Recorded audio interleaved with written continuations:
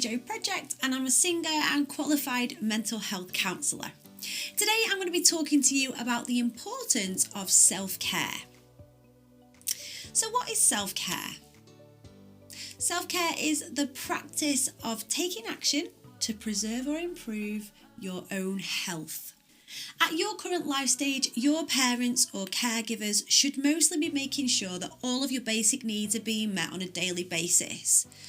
Your caregivers have the responsibility to provide a home for you and protect and maintain your physical and your emotional health. Now, some caregivers do a brilliant job of meeting every need you have, and some caregivers, for many different reasons, can find certain responsibilities more difficult to provide. In this session, I'll help you to identify some ways in which you can take responsibility for your own mental health through self-care. Ultimately, it is important that you learn how to look after yourself the best way possible and to trust your own abilities to do so. So why is it important? When we take responsibility for our own mental health and prioritise self-care, it helps to ease or prevent anxiety, it improves our mood, and it helps us to live with purpose.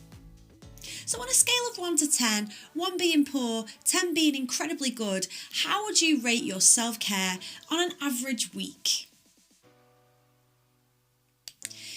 If you rated yourself highly, well done. In the following minutes, I hope you can find a couple of extra things to add to your self-care repertoire.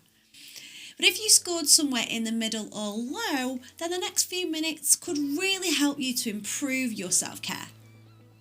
It might be helpful to grab a piece of paper and a pen to jot down anything that you find useful here.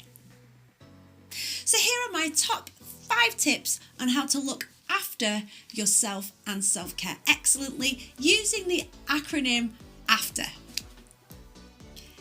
Appreciate, friendship, talk, exercise, and relax. Tip 1, appreciate. Appreciation is the recognition and enjoyment of the good qualities of someone or something. How often do you stop for a moment to appreciate how special you are? Why not write in your journal some of the things you're proud of? It's often easier to list our weaknesses rather than our strengths, but think through some of your very best qualities. Once we understand our strengths, we develop our confidence and we develop our trust in ourselves. Who else do you appreciate in your life? Although people in your home might drive you crazy at times, it's important to appreciate the people in your life who have your best interest at heart. Is there anything you think you can do to show your appreciation today? Tip 2, friendship. I know that friendships aren't always easy, however, good friendships are essential for self-care. Positive relationships keep us emotionally strong. So who are your best friends? Why do you think you connect with them so well? How do they support you? How do they care for you? And what do you do to be a good friend to them? Making sure that we make friends and maintain friendships is important for our well-being and for our self-care. Tip 3, talk about how you feel. It's important to find an adult that you trust to share your thoughts and your feelings with. Not everyone needs to know everything about what is going on for you. However, having 1 or 2 people that you can count on is crucial for your well-being. It can be good to jot down in a journal how you're feeling so that you can process it on your own first and then articulate this to someone you trust later. Now, I've kept a diary since I was a teenager and it helps me to process and understand more about myself. What upsets me, what makes me happy, what makes me angry. Making sure that you jot down how you feel and then sharing that with someone can really help you to talk things through effectively.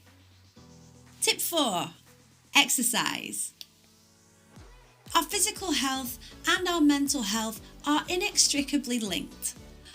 Our bodies are designed to move, and too much sitting or lying down isn't good for us. It's important that we follow NHS guidelines and complete 20 minutes of exercise each day for our physical and our mental health. Exercise is vital for our self-care. Tip 5, relax.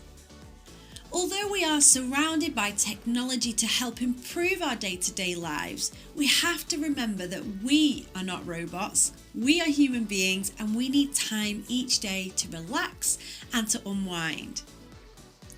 Relaxation is an important part of self-care.